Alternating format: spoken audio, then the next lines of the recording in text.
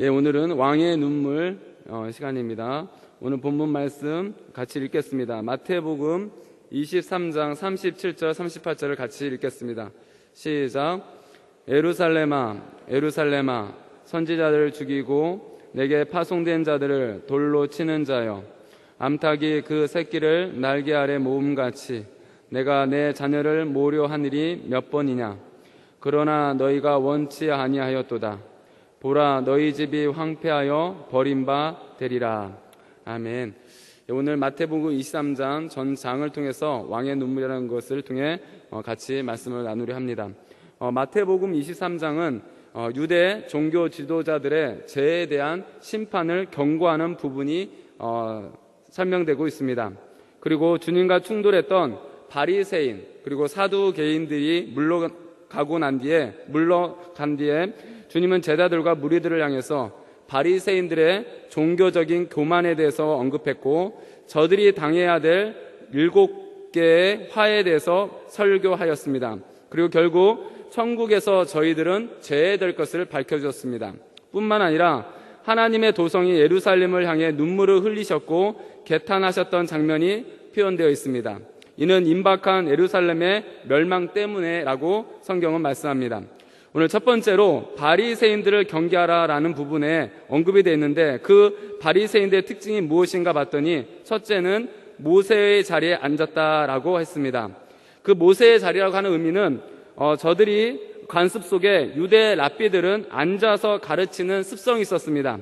그래서 저들은 모세의 권위를 가지고 자신들이 지금 앉아서 가르치고 있다라고 하는 모습을 오늘 나타내는 표현이 오늘 모세의 자리에 앉았다라는 겁니다. 이 자체가 바로 교만의 모습을 자세히 표현하는 겁니다.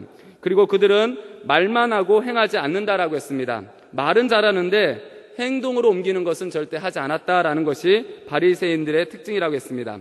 그리고 무거운 짐을 사람의 어깨에 지우되 자기는 한 손가락도 움직이지 않았다라고 말하고 있습니다. 사람들에게 오늘 말씀을 통해서 무엇인가 증거하지만 자신들은 그것을 지키지 아니하면서 그들로 하여금 힘들게 하는 모습들.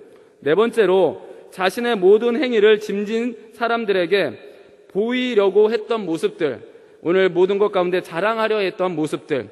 다섯 번째, 잔치가 있으면 그 잔치에 있어서 상석과 상자에 앉으려 했던 그들의 모습, 그리고 시장에서 문안을 받고 사람에게 랍비라 칭함을 받기를 좋아했던 모습들, 언제든지 자기 스스로를 높이는 자들, 이런 모습이 오늘 서기관과 바리새인들의 특징이라 했습니다. 오늘 주님은 그러한 모습 가운데 경계하는 모습이 성경에 나왔는데 무엇이었냐 봤더니 첫 번째로 보면 바리새인의 말만 듣고 그 행위는 본받지 말라라고 했습니다. 저들의 말은 맞는데 그들의 행하지 아니하는 모습은 따라가지 말라라는 겁니다. 너희들은 그 말한 대로 행동으로 옮기라는 것을 가르치고 있습니다. 그리고 저들에게 랍비라 칭함을 받으려 하지 말라라고 했습니다. 땅에 있는 자를 아비라 하지 말라 했습니다.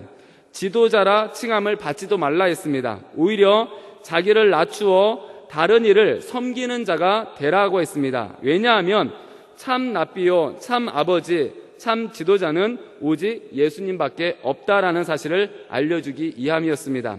그런데도 불구하고 바리새인들은 자신들이 참 랍비요 참 아버지요 참 지도자라는 생각을 가지고 나아갔기 때문에 그렇습니다. 두 번째로 바리새인들이 당해야 될 화가 7가지가 설명되어 있는데 구체화된 모습은 성경에 여기 표현되고 있습니다. 첫 번째 보게 되면 사람들 앞에서 천국을 가로막고 못 들어가게 한 죄라고 말합니다.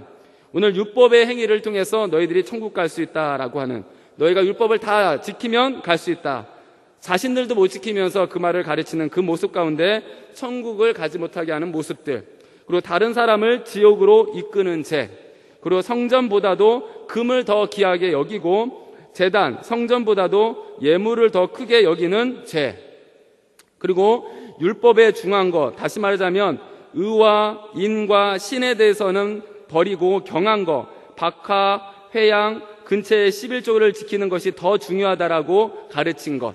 여기 박하와 해양과 근처라고 하는 것은 음식을 향기롭게 하는 풀들을 가리킵니다. 그리고 사소한 수확물을 가리킵니다. 수확물 중에서 가장 보잘것없는 것까지도 너희들은 11조를 지켜야 된다고 이렇게 그들이 언급하면서 하나님의 성전보다도, 하나님 말씀보다도 이 부분을 더욱더 중요하게 가르치는 죄, 그리고 겉은 깨끗하나 안에서는 온갖 부정과 방탕으로 가득 찬 외식주의의 죄, 그리고 겉은 아름다우나 안에는 죽은 것으로 가득한 회칠한 무덤 같은 죄, 그 다음에 의인과 선지자의 비석을 꾸미면서 실제는 하나님의 선지자를 때리고 구박하고 죽인 죄. 다시 말하자면 너희들이 지금 죽었던 의인들과 선지자들의 비석을 다시 세우는 모습들, 참 그런 모습들을 너희들이 보게 되면 예전에 너희들이 그 선지자를 죽인 자들이 아니었느냐, 그런데 이제 와서 그 비석들을 다시 세우고 꾸미는 모습을 보니까 너무나 외식이 가깝다라고 하는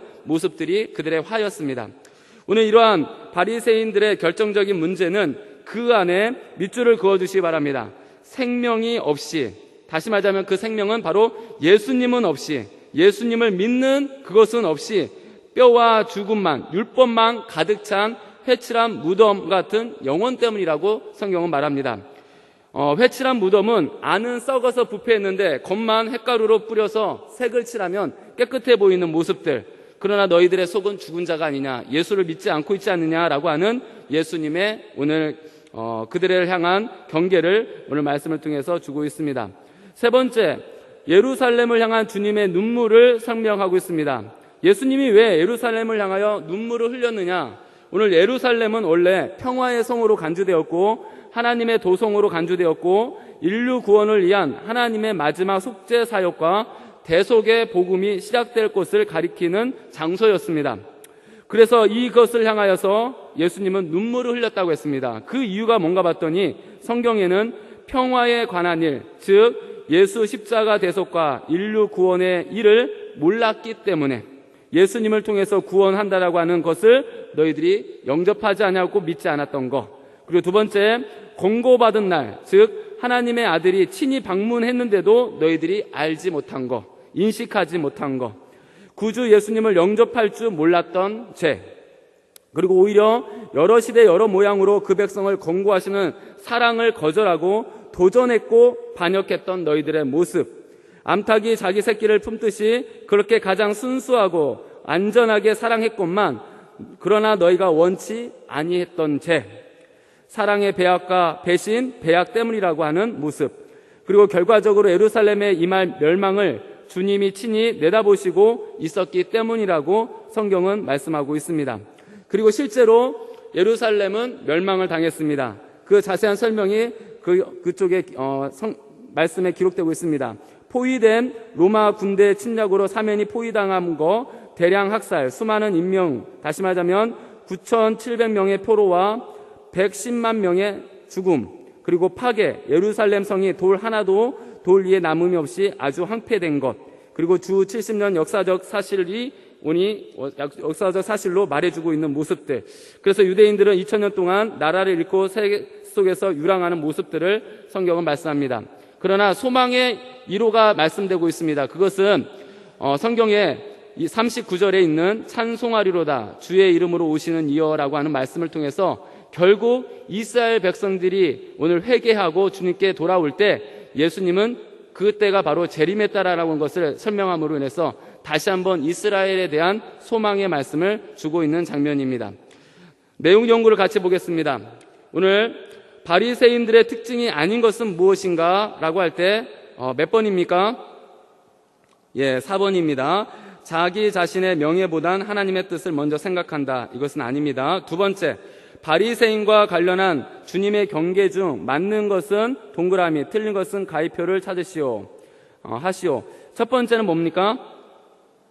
동그라미. 두 번째는 동그라미. 세 번째는 가위. 네 번째는 가위. 다섯 번째는 동그라미. 여섯 번째는 가위입니다.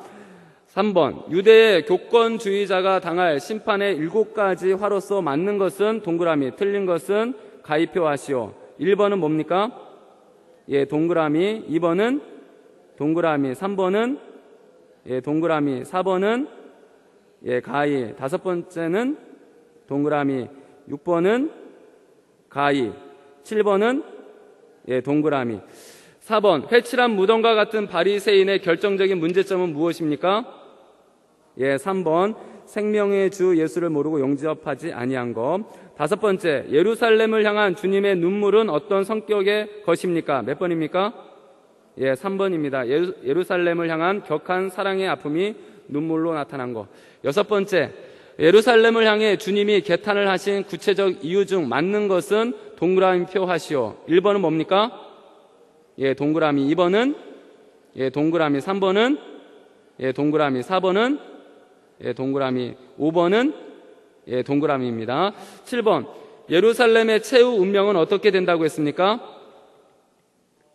3번입니다. 주님 재림 때 그곳에서도 주를 영접하는 자들이 나온다라는 사실. 마지막 예수님이 심판하시는 그때가 이스라엘 백성들이 회개하고 주님께 나올 때라는 겁니다. 토론과 적용. 첫 번째, 내 자신과 우리 가정과 우리 교회를 향해 주님이 우시지 않게 하려면 어떻게 해야 하겠는가? 구체적으로 주님 사랑에 보은하는 길은 무엇인가? 이것은 예수님을 영접하는 것이고, 그리고 주님이 나에게 베풀어 주신 사죄의 은총에 감사하는 겁니다. 두 번째, 우리 이웃과 직장과 국가와 민족과 세계를 향해 우리가 흘려야 할 눈물은 무엇인가? 죽어가는 영혼을 위해서 참 그리스도인으로서 그 눈물을 어떻게 승화시켜야 되느냐? 그들을 위해서 기도하고 전도하고 선교하는 것입니다.